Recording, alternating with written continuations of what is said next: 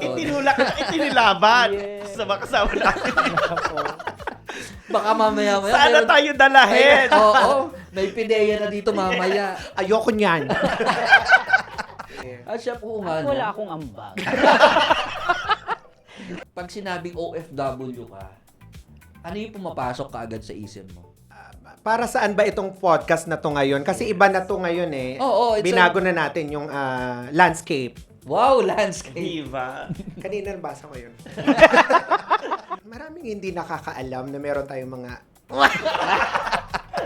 Ako naman, Nag-promote na naman siya. Oo nga, bayaran mo yan. Bayaran mo yan. Pa-QR code na lang. Pa-flash sa screen. Katulad ito, wala si Boots tsaka si Sarsi, so may issue. Charot lang. Hindi. yes. Yes, sinampal tayo ng kahirapan. So, mag-isip-isip po tayo mga OFW kung meron na tayong pa-check, katulad ni Doktora Vicky Bello. Hanggat wala, Hanggat wala, magpaalipin sa Riyadh. yes, exactly. Teacher. Because experience is the best. Medicine.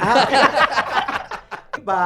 Okay. Oh, napakaganda ng sinabi mo. Ready feeling ako, ko lang friend. talaga mga Hindi Pilipino. Hoy, naku, Ano hindi yan. tong normal? Huwag natin i-normalize yung mga yun. Huwag po natin i-normalize yun. Nandun yung mawalan ka ng ng mahal sa buhay. Oh, we're sorry Totoo to hear yan. that. Yes. Pero natuto kang bumangon. Totoo.